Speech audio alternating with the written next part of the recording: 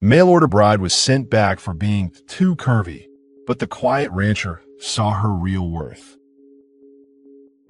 Before we dive into the story, don't forget to like the video and tell us in the comments where you're watching from. Dry Hollow, Colorado Territory. Early winter, 1882. The stagecoach came in late. Its wheels rattled hard across the frozen ground, mud stiff with morning frost. Dust clung low to the earth as the town stirred in quiet disinterest. Most of Dry Hollow had seen the coach before.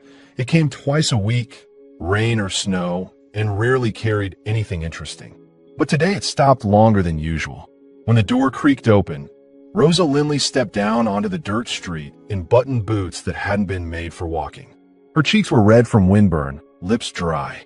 Her dress, a dark blue Eastern traveling gown with a corseted waist and delicate trim, looked fine from a distance, but up close, it told a different story. The bodice was too tight across her full chest. The side seams tugged near her hips, and the neckline had torn slightly from too many hours jostling inside the coach. One sleeve had frayed near the elbow. She pulled her coat tighter around her and stood still, glancing around with forced calm.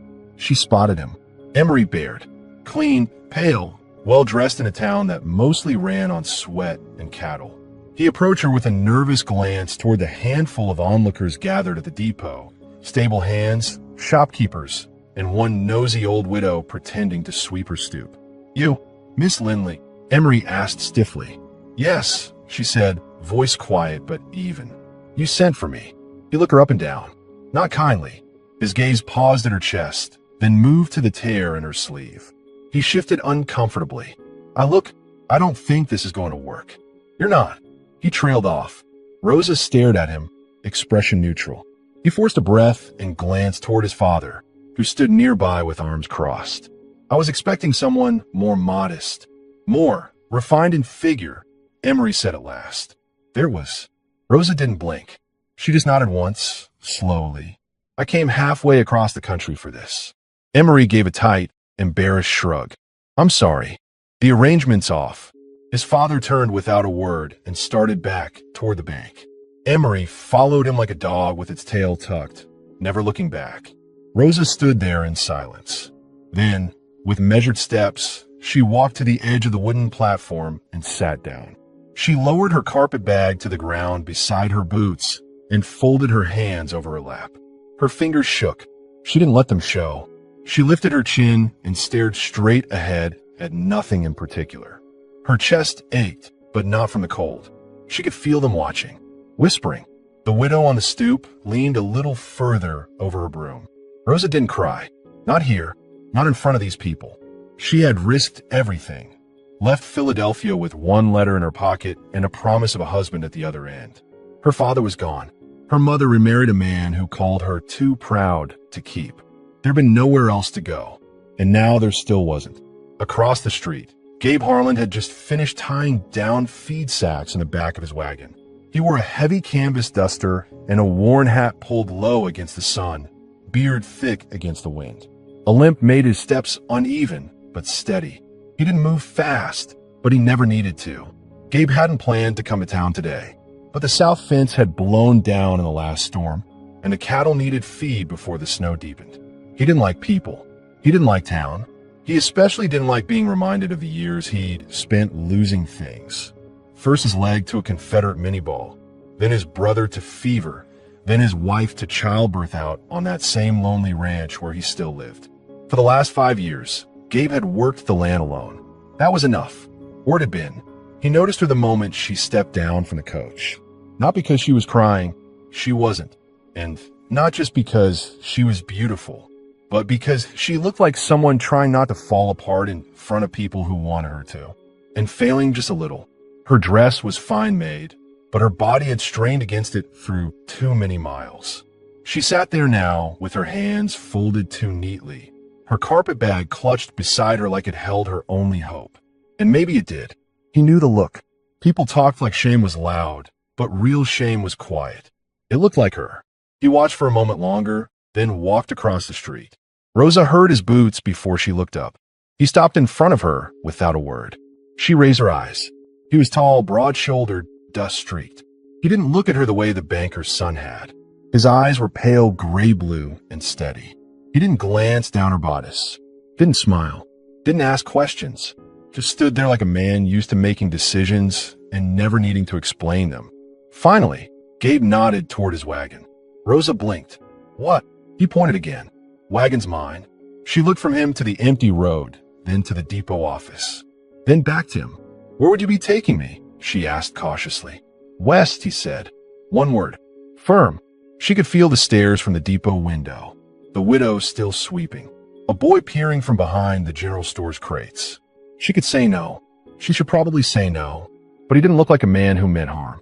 He looked tired, like someone who didn't want company but was offering it anyway.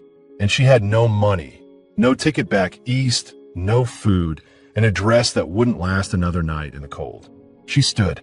All right, she said. She didn't thank him. He didn't ask for it. Rosa climbed into the wagon. It was rough, boards creaking under her weight, and she sat upright with the carpet bag in her lap. Gabe climbed up beside her, picked up the reins, and gave the mules a quiet click. They pulled away from town slowly. Neither of them spoke as dry hollow shrank behind them. Just buildings in the dust, now smaller with every mile. The wind cut through her coat. Gabe noticed and pulled off his own duster, thick and lined with old wool, and handed it over. Rosa looked at him, surprised but didn't argue. She pulled it around her shoulders and tried not to shiver. It smelled like pine smoke and worn leather. She didn't know where she was going. He hadn't asked who she was. They didn't exchange names, but she didn't feel afraid. And that, after the week she'd had, was enough. The wagon creaked onward toward the edge of the pines, where the land got quiet and the world stopped caring what people looked like. The sun had already dropped behind the ridge by the time Gabe turned the wagon off the main trail and onto a thinner track that wound through frozen brush and narrow pine stands. The wind had shifted colder, coming down from the mountains sharp and dry, cutting through Rosa's borrowed coat. She pulled it tighter around her, the collar brushing her cheek. Her carpet bag sat between her feet. Her hands were stiff from cold, but she hadn't spoken since they left town. She didn't know how long the ride had been, an hour, maybe more, but the silence hadn't felt threatening, just unspoken. She glanced at him once or twice, noticing how his eyes stayed on the trail, how he shifted his weight slightly every time the wagon bumped, favoring one side. He rode like a man who was used to pain but didn't talk about it. She hadn't asked his name, and he hadn't asked hers. They finally crested a low rise, and there it was, the cabin. It sat at the edge of a clearing, flanked by a small barn and a stack of split wood covered in canvas. The roof had patches, but looked solid. Smoke drifted from the chimney. He must have banked the fire before leaving that morning. There were no animals in sight, but fencing curved around the property in wide loops, and faint prints in the frost told of hooves and boots. Gabe pulled the wagon to a stop beside the porch and set the brake. He climbed down with a grunt, limping slightly as he rounded to her side and offered a hand. She took it hesitantly, but was surprised by the steadiness of his grip. Inside, the air was warm, not cozy, but warm enough that the ache in her fingers began to fade. A stove stood at the far wall, glowing faintly. A battered table with 2 chairs sat near a shelf of jars and dry goods. Everything was simple. No decoration, no personal touches. A cot in one corner had a wool blanket folded sharp at the edge. A rifle leaned by the door. He set down a crate he'd carried from the wagon and unwrapped his scarf. Then he moved to the stove, stoking the fire with practiced efficiency. Rosa stayed by the door, unsure. "You can hang that coat there," he said, pointing to a peg on the wall. His voice was deep but low, almost like it hadn't been used much recently. She nodded, slipped the coat off slowly, and hung it. Her dress beneath was still dusty and torn. One shoulder had slipped again, exposing more skin than she liked, and she tugged it back in place. He didn't look. He didn't ask what had happened. Didn't ask why she'd come. But something in the way he moved, quiet, unrushed, told her he already understood more than he let on. "I'll fix something," he said, already reaching for a pot and some dry beans. "I can help," she said quietly. He glanced at her, then nodded once. They worked side by side. He didn't give orders, just moved aside when she reached for something, handed her a knife when she went for the sack of potatoes, and didn't flinch when she cut the skin of her thumb. She didn't complain. He passed her a rag without comment. Later, they ate with spoons scraped from tin. The stew wasn't seasoned much, but it was hot, and her stomach tightened with relief. She hadn't eaten since morning, maybe earlier. She kept her eyes on the bowl, careful not to slurp, her back straight. Even now, she didn't want to seem like someone in need. He finished first, wiped his spoon with a cloth, and stood. "You can have the cot," he said simply. "What about you?" she asked. "I'll take the chair." "No," she said too quickly, then softened. "I'll sleep near the stove." He looked at her for a long second, then nodded again. While he stepped outside to check the barn, Rosa peeled off the worst of her dress and laid it over a chair to dry. Underneath, she wore a corset and shift, both wrinkled and worn, but clean enough. She pulled the borrowed coat back around herself and sat cross-legged on the rug near the stove, her carpet bag tucked close. She undid the pins in her hair, letting it fall in thick waves over her shoulders. Gabe returned without comment.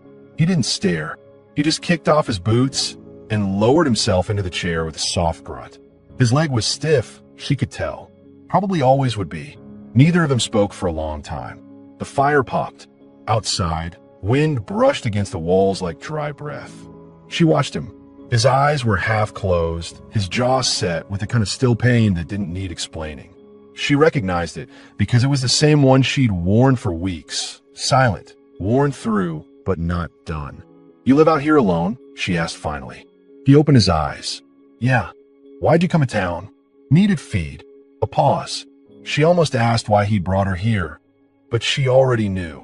Not the full answer. "What enough?" "You don't know me," she said. He shrugged. "You needed somewhere." Another silence. "Rosa," she said after a minute. "My name." Gabe nodded slowly. "Gabe." And that was it. The fire burned lower. She lay down, wrapped in the coat, her body sore from travel, head resting on her arm.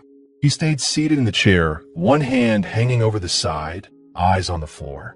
Rosa didn't sleep easy. Her heart still raced too often. Her jaw clenched when the wind howled just right outside the cabin. But she wasn't cold, and she wasn't alone. In the quiet, beneath the smell of wood smoke and stew, something shifted. Not trust, not yet, but something like the beginning of it. The next morning came cold and colorless, sky the same shade as the frost-crusted ground. Wind had pushed snow across the lower field overnight. It wasn't deep, but enough to hush every step and bite through the seams of clothes not made for mountain winters. Rosa woke to the smell of coffee, real, brewed thick and black, and the sound of boots on plank flooring. Gabe moved around the cabin without much noise, but she could tell he'd been up for hours. She sat up slowly, wrapping the coat tighter around herself. Her muscles ached. The fire had gone low sometime in the night, but the cabin held enough heat to keep her from freezing. Gabe glanced over once as she stirred, then went back to setting a dented mug on the table beside a chipped bowl of oats. He didn't say good morning. She didn't expect him to, but he nodded toward the food, which was enough.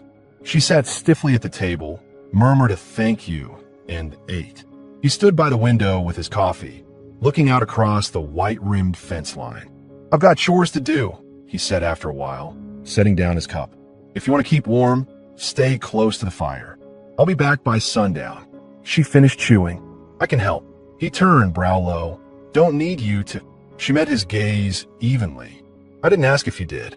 Another pause. He studied her. Her hair was still half loose from the night before. She'd cinched the coat around her again, sleeves too long for her arms.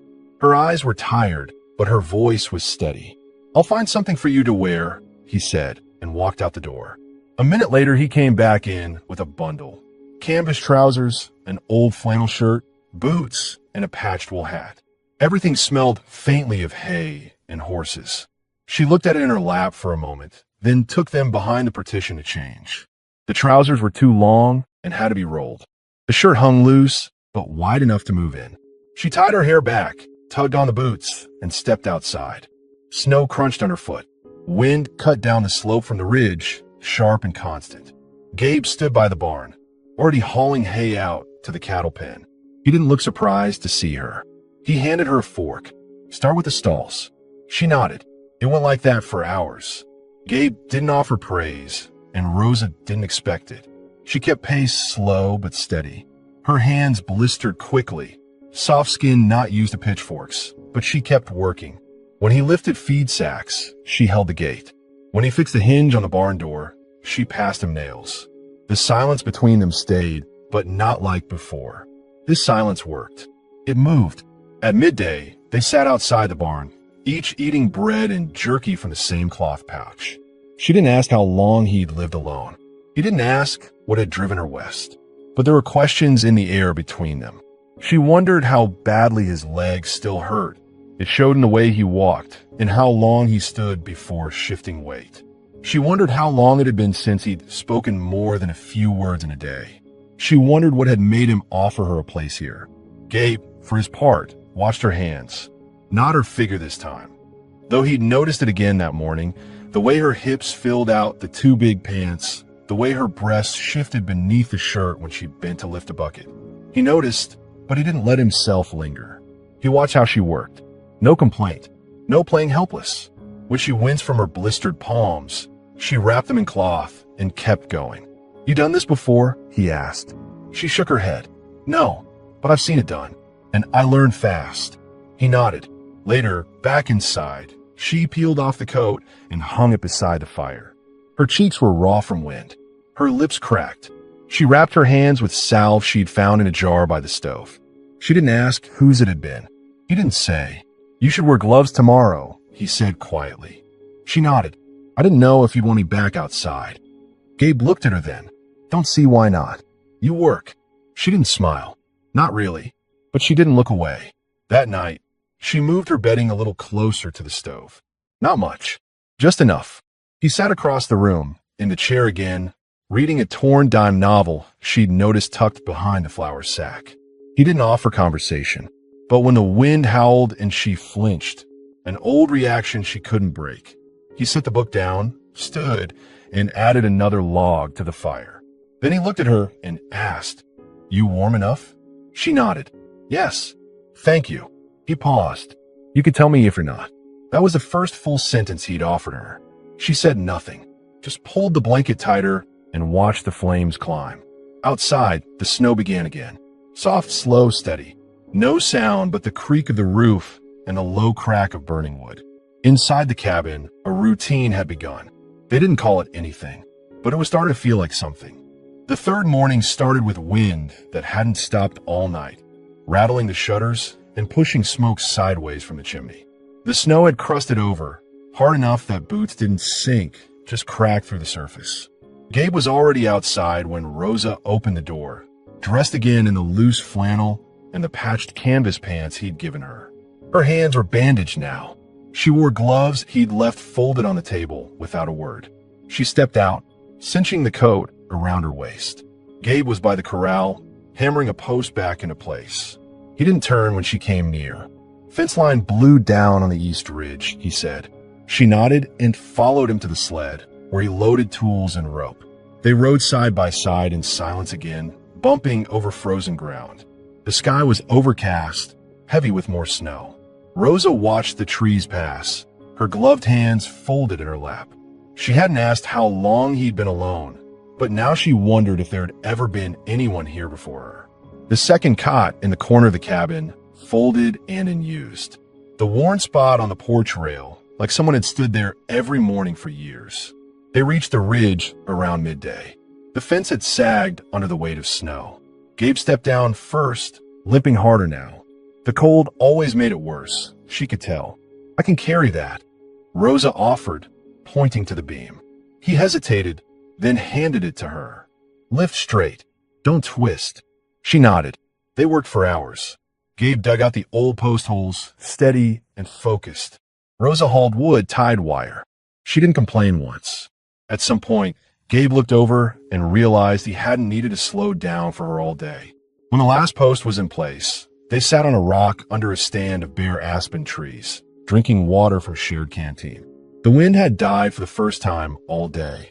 The Their breath showed in thin trails. "You were married before," Rosa said suddenly. Gabe didn't answer at first. Then, "Yeah.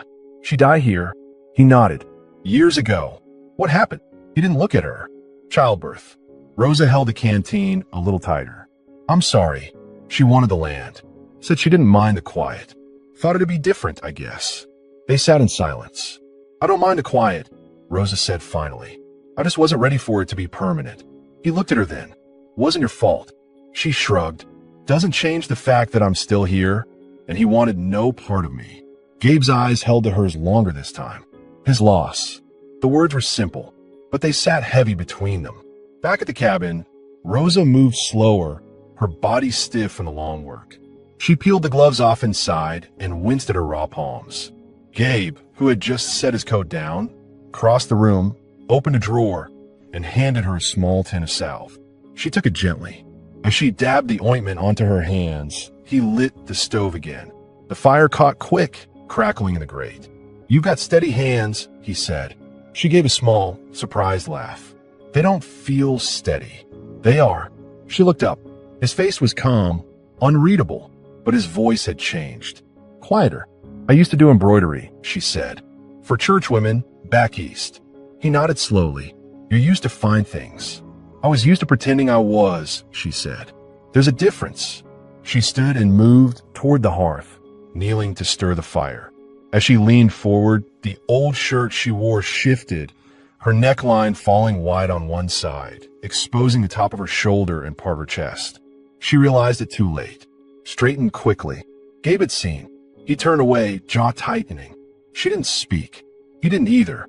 But something between them shifted, tense, real, and unspoken. Later that night, as snow began to fall again outside, she stood at the stove, stirring stew while he repaired a boot at the table. His hands were thick, weathered, but careful. Her hair had come mostly undone, loose strands clinging to her cheek in the firelight. "Why'd you help me?" she asked quietly, not turning from the pot. Gabe didn't answer right away. Then he said, "Didn't seem right, leaving you there." That's simple. He met her eyes. Yeah. She didn't ask anything more. That night, she laid her bedding down closer to the fire. Gabe didn't stop her. She didn't try to explain the slight shake in her hands, or the way her heart still jumped at sharp noises, or the ache in her chest that had started the moment she stepped off that stage and hadn't quite left since. He didn't ask, but when she finally drifted off, he looked over once from the chair. Watch her breath slow, her face soft in sleep. He leaned forward, added one more log to the fire, then sat back. Still didn't speak, but in his mind, something had settled. She belonged here more than she knew, and he didn't mind her staying. By the end of the week, Rosa had settled into the rhythm of Gabe Harlan's ranch. Early mornings, hard labor, quiet meals, and long silences that no longer felt like walls. Her body still ached in places from work she'd never done before, but her hands had calloused over and her breath didn't hitch every time she lifted a feed bucket or pushed open the barn door. She had stopped flinching when she heard a coyote call out in the night. She didn't startle when he passed behind her. She still didn't ask questions, and Gabe still didn't offer many answers. But they shared the stove now without effort. She wore the clothes he'd given her like they'd always been hers. And every night, she laid her bedding a few inches closer to the fire, and he let it happen without comment. It was the first time in weeks she'd stopped waiting for the next bad thing. Then, before noon on a gray Tuesday, it arrived. The sound of hooves echoed off the tree line. Gabe was outside, chopping wood. Rosa was inside, wiping the table clean when the sound carried over the ridge. Too fast for cattle, too sharp for deer. She stepped onto the porch just as Gabe straightened, axe still in his grip. A single rider broke through the snow-dusted brush, coat flapping behind him, horse sweating hard despite the cold. The man wore a town deputy star and a mouth too ready to talk. "Harlan," he called out, pulling his horse short near the edge of the clearing. "You up?" Gabe didn't answer right away. He walked over slowly, axe still in hand but lowered. "What's the business, Cooper?" Gabe asked, calm but flat. The deputy scanned the cabin, his eyes briefly catching on Rosa at the door. "That her?" Gabe didn't look back. "Who?" "The girl from the stage. Banker's son says she ran off with some stranger." claimed she owed him money for the cost of the letter, the fare. Rosa felt her heart beat faster. Not fear exactly, more like the tight tension of shame resurfacing. She didn't move, didn't go back inside. She stood there, lips pressed tight, chin high.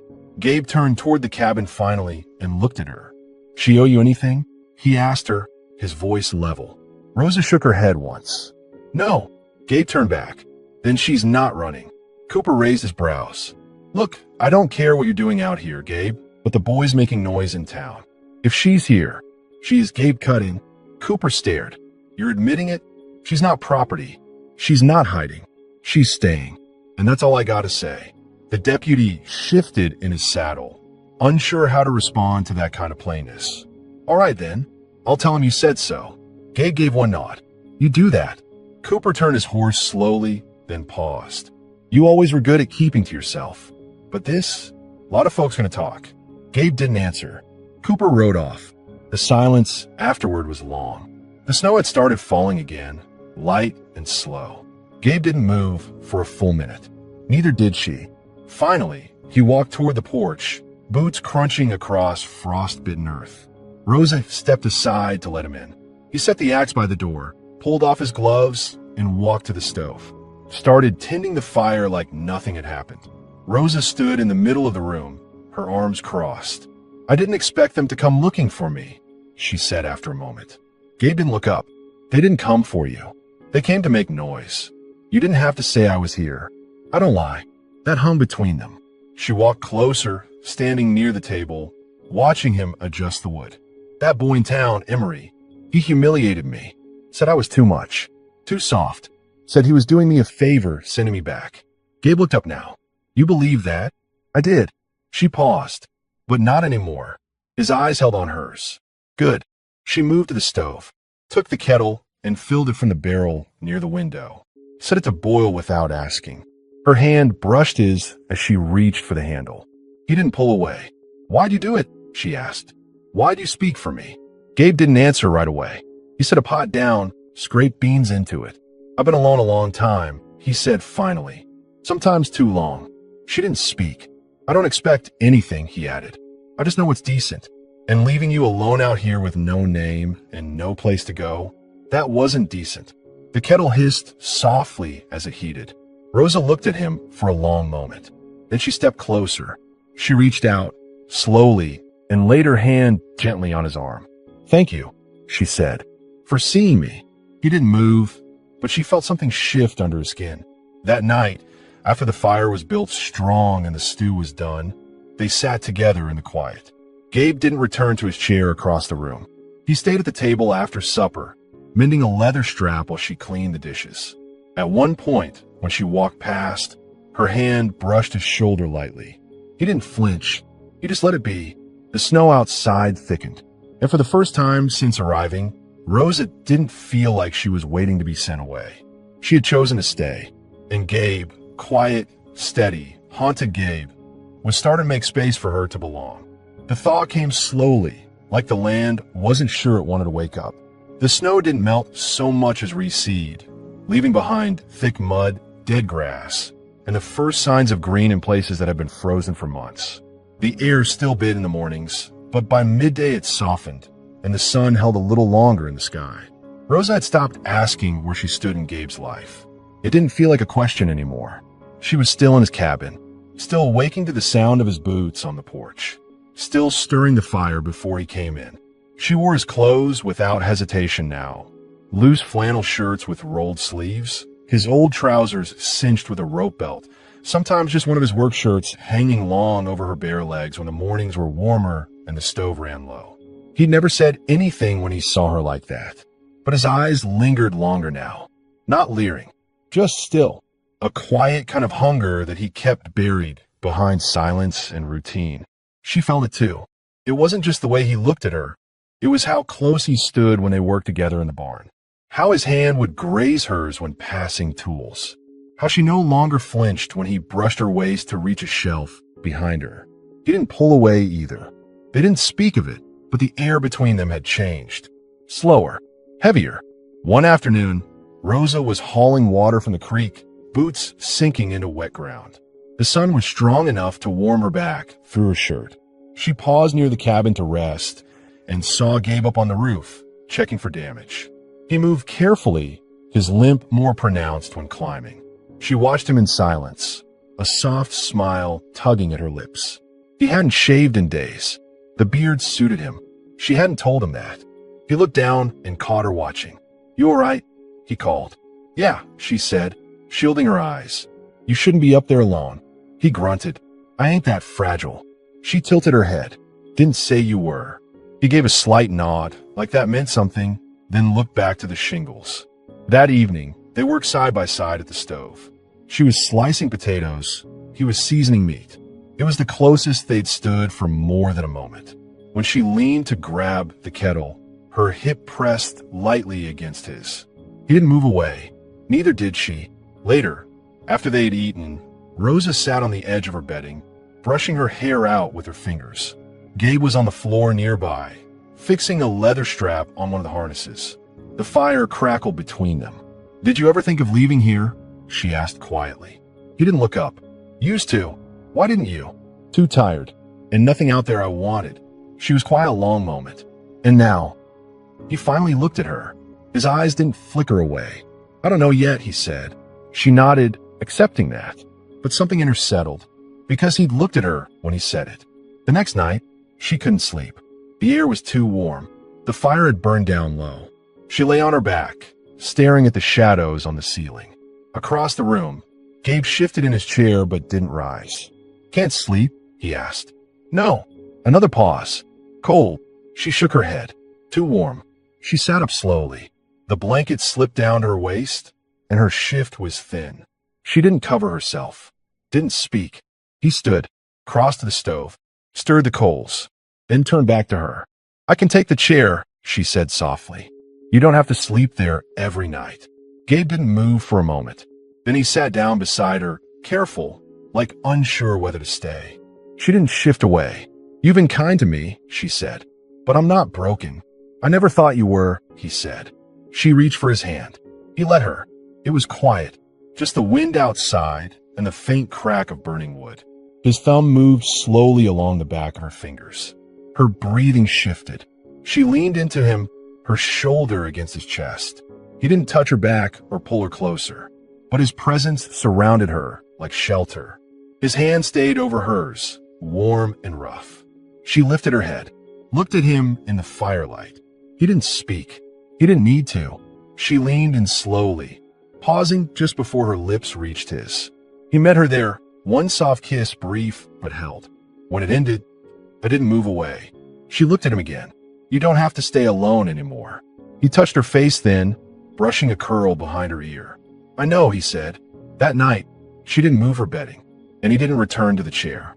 Morning came slow and golden, slipping through the small window above the stove in soft beams that warmed the floorboards. Rosa opened her eyes to the smell of pine smoke and the weight of Gabe's coat still draped across her legs. For a long moment she stayed still, listening. His breathing was quiet behind her, steady close. She didn't move, didn't want to.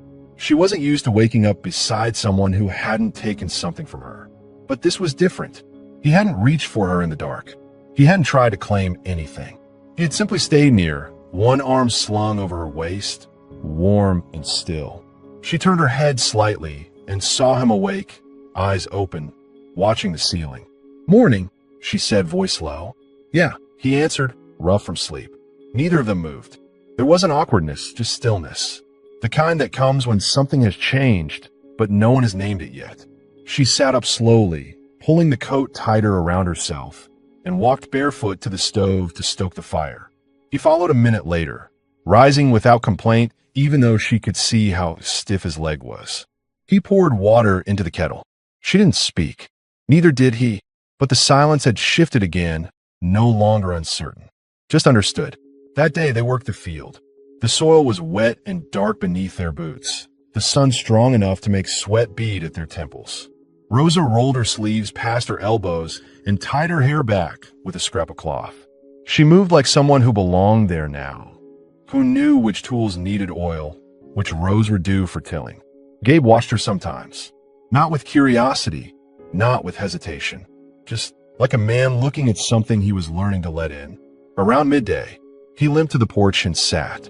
She brought him water without being asked, handed him a rag for his brow, and sat beside him in the shade. He finally broke the quiet. "You planning to stay?" She didn't answer right away. "I don't have another plan," she said. "But that's not the same as staying." He nodded slowly. She turned toward him. "Are you asking?" His jaw worked for a second. Then he met her eyes. "Yeah, I think I am." She looked away for a moment toward the barn, the fence line, the sky above it all. "I haven't belonged anywhere in a long time," she said. "Back east, I was always too much. Too loud, too soft, too big. Then I came here, and suddenly I was too little, too desperate, too inconvenient." Gabe didn't interrupt, just listened. "But here," she hesitated. "You never asked me to be anything." "You didn't need fixing," he said. She turned back to him. "I don't want to be just someone passing through." "You're not." He said it with finality. Not romantic, not poetic, just truth. That night, after supper, Rosa sat near the fire brushing her hair. Gabe watched her from the table, nursing a mug of coffee. The light flickered against her skin. The shirt she wore had slipped slightly, one shoulder bare. He stood slowly, set the mug down, and crossed the floor toward her. She looked up as he approached. He knelt beside her, careful of his leg. "Rosa," he said, quiet. She didn't answer, just waited. He reached out and touched her face.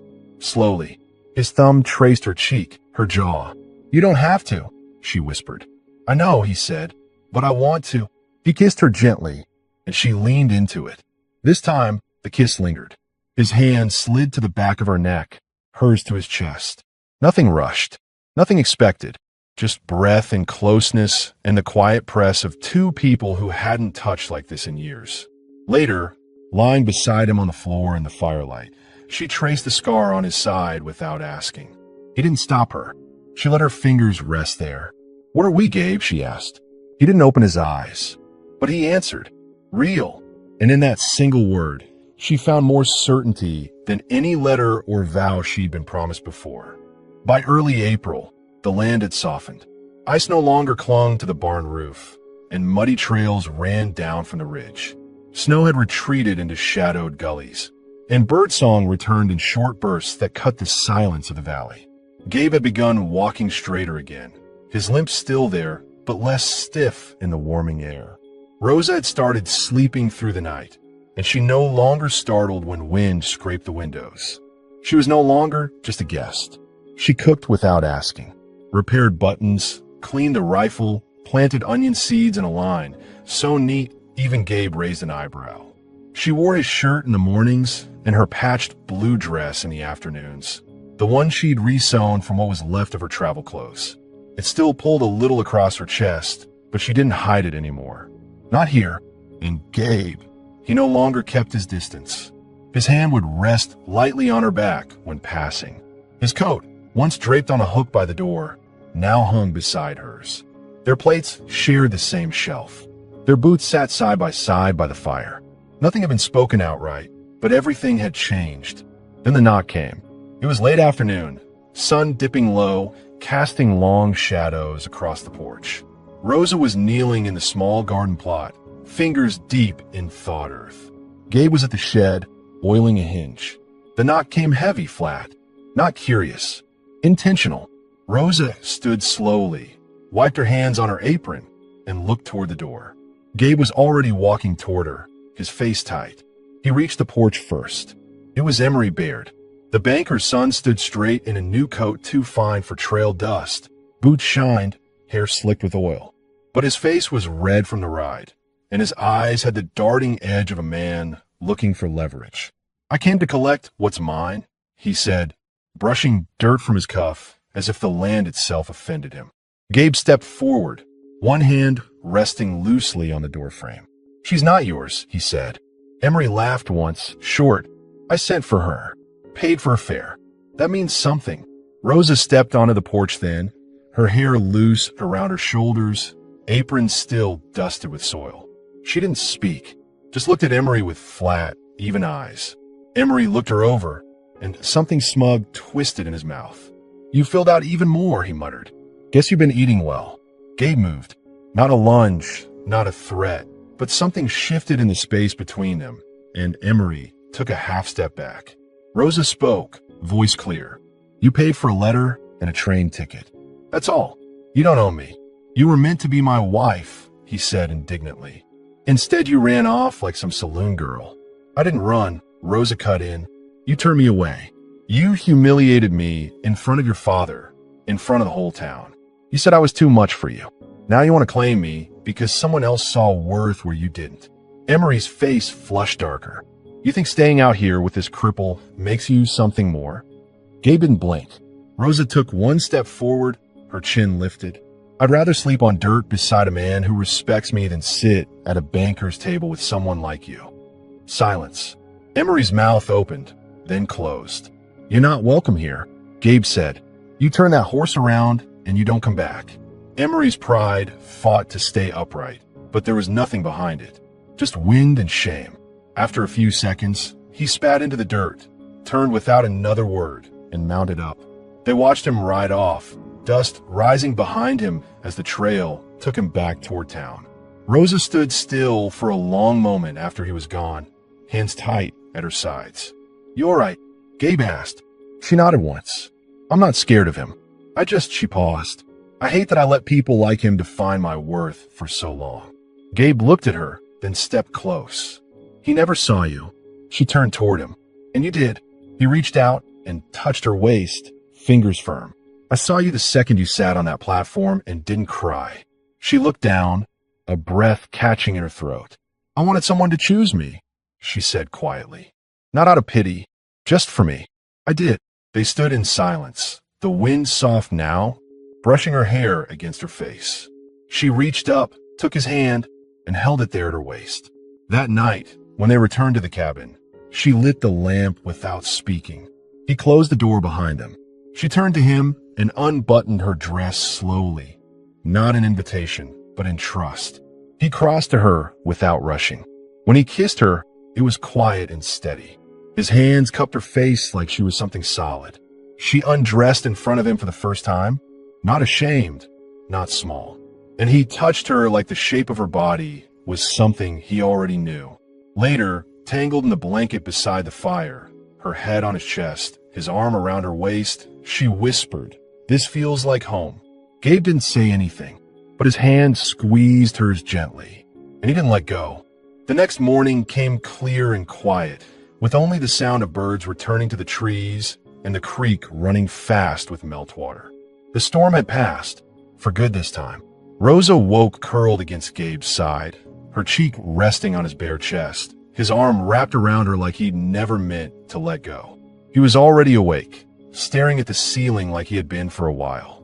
But when she stirred, his hand moved gently along her back. She lifted her head. You didn't sleep?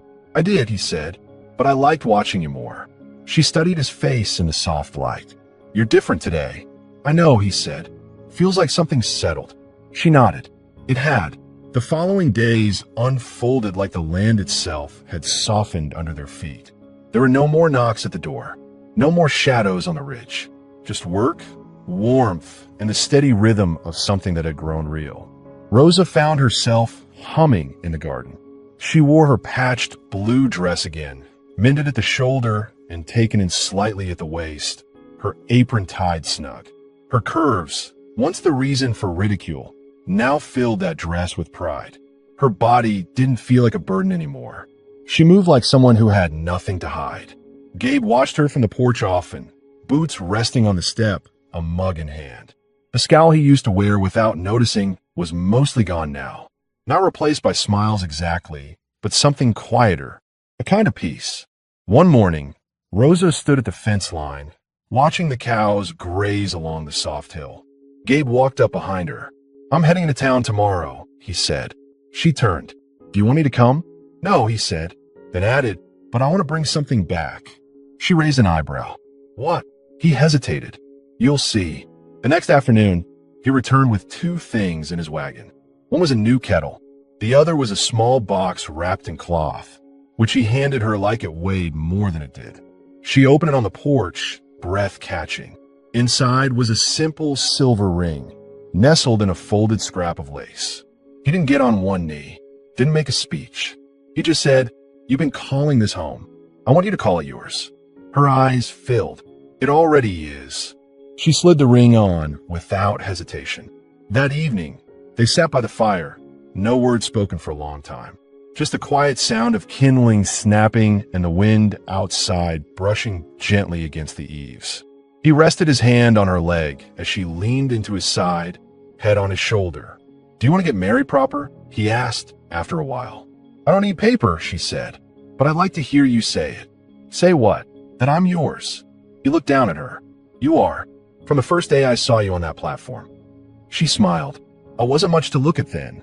You were everything," he said. In late May, they planted the last of the potatoes.